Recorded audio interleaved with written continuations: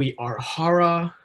We are a small Indonesian blockchain analysis firm that specializes in social justice. My name is Soheb Osmani, and my colleague is Brenna Haley, and we'll be giving you our pitch today. All right, so our topic is how we can improve transparency in the palm oil industry supply chain. And this topic is really important as demonstrated by the headlines here, because the palm oil industry has such a huge impact in everything from environment to human rights to the products that we actually use. So we'll be addressing this by implementing a novel, real-time data, multi-stakeholder approach utilizing blockchain machine learning algorithms. And I know this sounds like a lot of jargon now, but I promise we'll get into like the nitty-gritty solution of how we're actually trying to use these things to provide you an actual solution. Right, so there are three elements to our implementation strategy, and this includes public-private partnerships, blockchain and machine learning, and then cognitive procurement, which might be an unfamiliar term for some, but we will get into that a lot more later on. So this is how we're defining what a sustainable supply chain means, right? A sustainable supply chain is one that aligns with the United Nations SDG goals, right? It aligns with their 2030 agenda, and it follows RSPO guidelines, right? Some of these guidelines are like, pretty straightforward.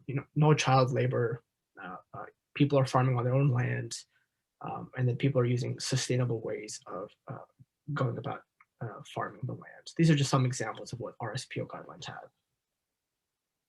Hara. This is who we are. We're a blockchain-based data exchange specializing in the food and agriculture sector, and we've been here since 2015, right? Some of our successes have been acquiring really hard to find data, right? Farmer data, land data, weather data in these provinces in Indonesia, which normally haven't been scouted for data procurement before, right? We've successfully helped digitize loan administration and then also the disbursement process from several large Indonesian financial institutions. Previously, our data has been used in market research, and we have provided reliable information on the rice production supply chain inside of Indonesia. Okay, so we have these three major goals. We really want to develop partnerships with small farmers to access their data and then use that to develop our blockchain machine learning algorithms. We want to provide the small farmer with opportunities to access microcredits and capital investments without relying on other larger corporations. And then finally, we want to utilize blockchain machine learning algorithms to develop a secure and transparent supply chain. And then we also have these three key targeted beneficiaries. So the first one is a small palm oil farmer in Indonesia, which is defined as owning less than 50 hectares of land. And this is really important because the typical plasma farmer would keep their land, but the product that they farmed on that land would belong to the company. We would help them to farm the land and then be able to sell the product themselves. And then the women-held businesses, this is also important because we really want to empower women who often get left behind in economic climates. And then finally, rural and disconnected farmers. So these farmers are often marginalized due to environmental and geographic restrictions, but we would definitely want to help them and connect to them to really empower them. Right. And it's really hard to find these people in Indonesia sometimes in order to offer them the help they need. So this is where our partnerships with public-private partnerships come into play, right? We want to work off an existing initiative in Indonesia, right? It's a USAID Indonesian-funded initiative to basically strengthen government accountability. It utilizes NGOs and CSOs, right? It's an existing program which has all the necessary groundwork for us to use in the implementation of our solution, right?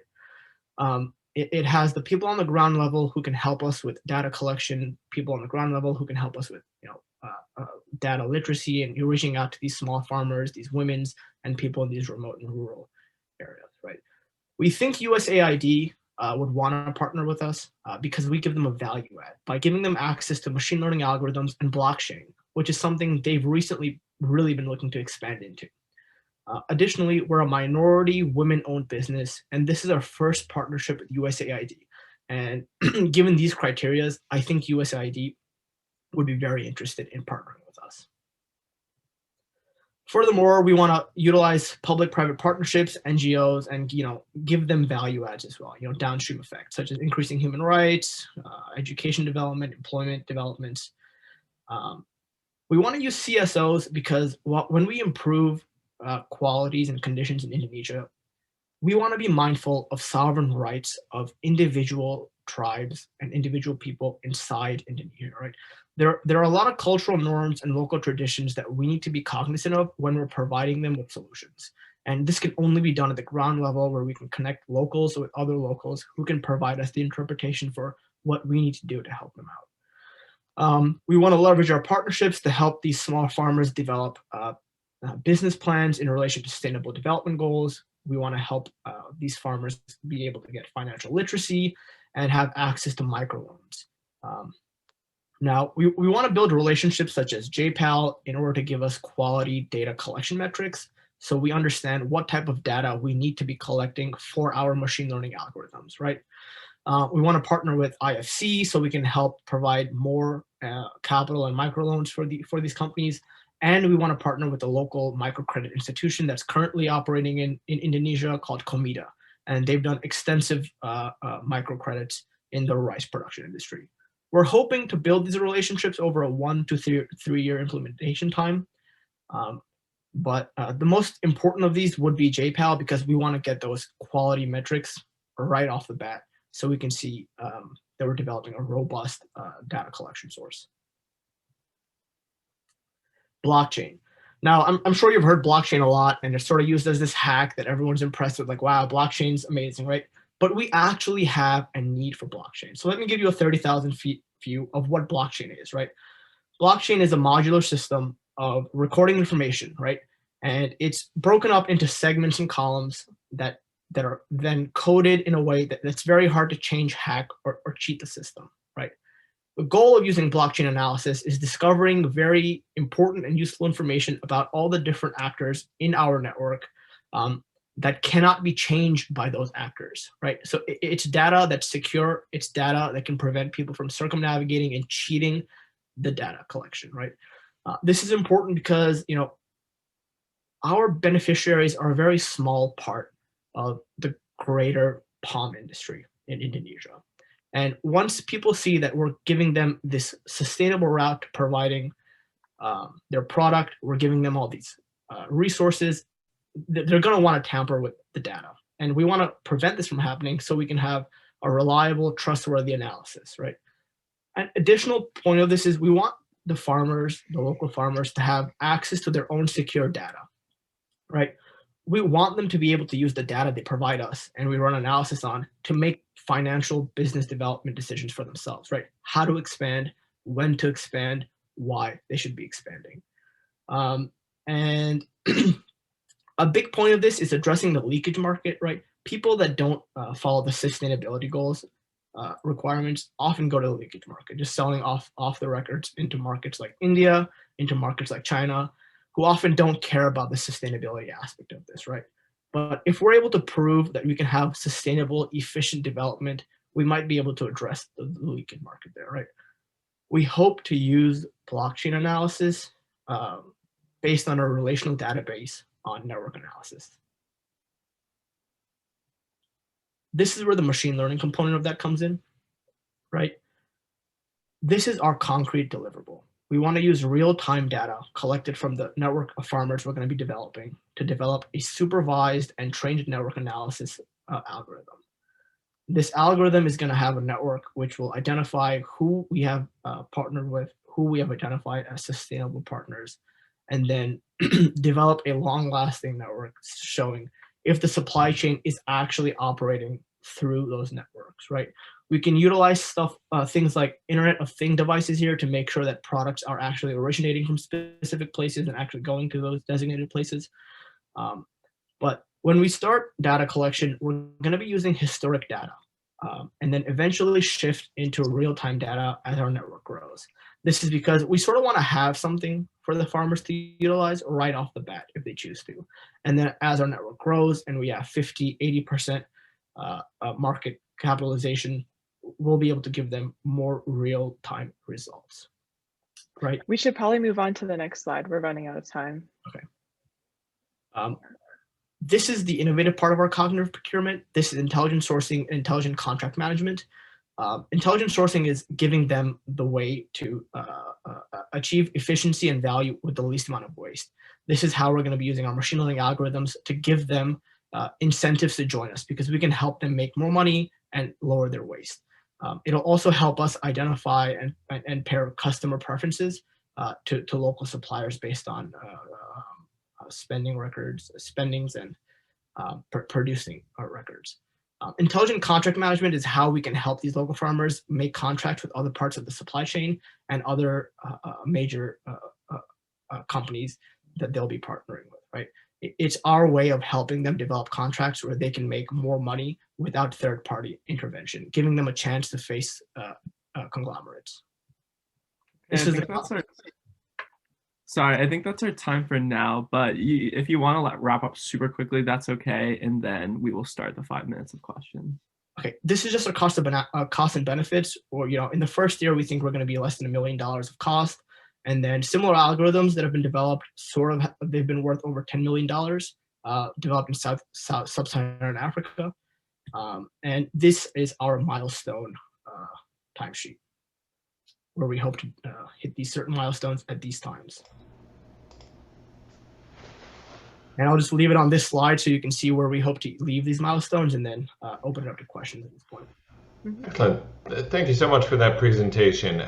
I'm going to start the questioning. I'm naive on blockchain. So can you make the connection for me between a data source that you would hope to collect, how blockchain kind of connects to that data source, and where the potential cheat would come in, and how blockchain corrects for that cheat? Right, yeah, that's a great question. So blockchain so the data source would be the small time farmers, right? And because of our work in the rice industry before, we've developed this way of collecting data that reaches out to the small farmer and sees where they're getting their product from, how they're sourcing their product. And people on the ground level, CSOs and our agents, would put that data into basically a blockchain algorithm, which would then transport the data along certain points in the network, right? So let's say a product went from point A to point B. The product would always be marked as having gone from point A to point B, then to point C, and nobody would be able to tamper it and say, oh, it never got to point B, it actually went to point D, thereby changing where that network actually flowed through.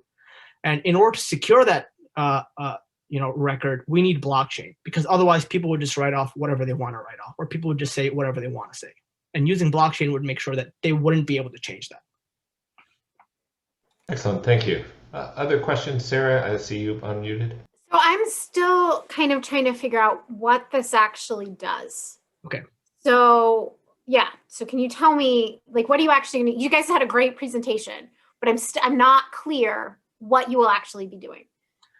So we're going to be developing our own supply chain, right? So we're going to find producers and then link them all the way up to the consumers, right? And basically we're going to be giving people the right to say, consumers, like big corporations like Nestle, big corporations like Nutella, the right to say, we've used products that are 100% sustainable at every point of this product, right? So we're developing that chain that's 100% sustainable at all points of that supply chain. So is this essentially like an accounting system? So a farmer comes in, I'm just really trying to understand the nitty gritty. So a farmer basically says, I gave you 50 bushels of palm oil, of palm fruits, and then out of the processing facility, they say, okay, 25 gallons of palm oil, and you're tracing it that way. Is that what? Yeah, I just don't understand. Sorry, my colleagues understand better, but yeah, that's definitely one aspect of it, right? So we are tracking where things are going and who's producing how much, right? That's one wrapped up aspect of it, but it's more so to make sure that those parts of the chain that we've identified as sustainable, right? So if we've said this mill is sustainable using our criteria, and we're saying that this farmer is sustainable using that criteria, the farmer actually goes to that mill and doesn't go somewhere cheaper that's unsustainable, right? And then we can track those along the way using our network that we've identified as sustainable. And whenever somebody doesn't go into that network, we can effectively reroute around that person to make sure the network stays sustainable. Because the machine learning algorithm would flag it, right? It would say, this person didn't go to point X, right? Why didn't he go to point X? He always goes to point X. Why did he go to point Y? And then the CSOs or the NGOs would go and see like what was going on at the ground level. Like, why did that person have to reroute it? And did they maintain that sustainability in their farming or production or whatever aspect of the process they are in? Does that make sense? I want to not entirely, but I want to give Laura a chance to ask a question. I'll just continue pushing on this point then, because these are the questions I had as well. I'm trying to understand, so this is like cradle to grave supply chain transparency is what you're saying. Yep. But you're really focusing on small holders, women-owned, marginalized. But we also know that that's increasingly in production for palm oil. But what about the bigger guys, and the fact that, you know, the chocolate bar, the batch of chocolate bars or the batch of soap is going to have palm oil from dozens of different plantations, both small and large, maybe from different islands even. How, I mean, just in terms of the actual logistics of making the products that then are that end of that blockchain, how does that work? All right, that's an excellent question, and that's one that we struggled with when we were finding our solution, right? And the way we thought of it is that our product sort of becomes a luxury, like organic-esque product, right? So we target that one sector of industry that they cannot target. Like, we can say 100% our product is sustainable, right? From start to finish. And by buying our product, by buying into our network, this is what you're buying. These are the people you are helping. This is what you are participating in, right? And that goes into the consumer side, right? So if a person's making a chocolate bar, they can put that on their label and say, look, this is where our products are coming from, not from like all these random places, right? So like it allows fancy fair trade. Yeah, fancy fair trade. Like, it's like Fair Trade International, but fancier. How many products are out there that advertise that they use palm oil? That's a good question that I don't know the answer to. Also, So I this think is we are it. out of time for questions. I'm challenging you on the point of whether there's really a market for fair trade palm oil or fair trade sustainable palm oil. Okay, thank you. Yeah. I mean, it's a great Trying point to to bring up. understand it. Like, just in my experience, like when I go to like the health food store with my mom and we're checking out, not a lot of these candy bars are advertising they have palm oil on them, right? But they're all advertising that their ingredients are sustainable. So maybe they don't say it's palm oil that's sustainable, but they say their ingredients are 100% sustainable. And that also gives them that PR catch that they're looking for to sell their products. Good answer. All right, wonderful presentation, guys. But I think this concludes it. So we will move into 5 minutes of deliberations for the judges, and you guys can